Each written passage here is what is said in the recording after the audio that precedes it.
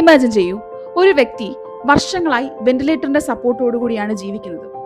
റിക്കവറിക്കുള്ള chance almost zero ആണ്.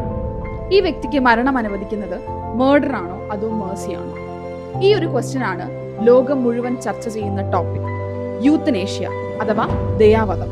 അടുത്തിടെ supreme കോടതിയുടെ വിധി പ്രകാരം പാസീവ് യൂത്തനേഷ്യ നൽകിയ ഹരീഷ് റാണയെ കുറിച്ച് നമ്മളെല്ലാം കേട്ടതാണ് അല്ലെ? യൂത്തനേഷ്യ അഥവാ ദയാവധം എന്ന് പറയുന്ന രണ്ട് തരത്തിലാണ്, active euthanasia and passive euthanasia. Doctor injection നൽകി ഇത്തരത്തിലുള്ള രോഗികളെ മരിക്കാൻ അനുവദിക്കുന്നത് ആക്റ്റീവ് യൂത്തനേഷ്യ എന്നും, അല്ലാതെ ഈ രോഗികൾക്ക് നൽകിയിരിക്കുന്ന മെഡിക്കൽ സപ്പോർട്ട് വിഡ്രോ ചെയ്ത് അവരെ സ്വാഭാവികമായിട്ട് മരണത്തിലേക്ക് കടത്തിവിടുന്നത് പാസീവ് യൂത്തനേഷ്യ എന്നും അറിയപ്പെടുന്നുണ്ട്. ഇന്ത്യയിൽ ആക്റ്റീവ് യൂത്തനേഷ്യ നിയമപരമല്ല. എന്നാൽ 2018 ഒരു സുപ്രധാനമായിട്ടുള്ള വിധിയിലൂടെ ഇന്ത്യയിൽ പാസീവ് യൂത്തനേഷ്യ നിയമപരമാക്കിയിട്ടുണ്ട്. ഈ ഒരു വിധിയിൽ സുപ്രീം കോടതി പറയുന്നത് ഇങ്ങനെയാണ്: ഒരു വ്യക്തിക്ക് വളരെ ഡിഗ്നിറ്റിയോടുകൂടി ജീവിക്കാനുള്ള അവകാശം പോലെ തന്നെയാണ് right to die with dignity.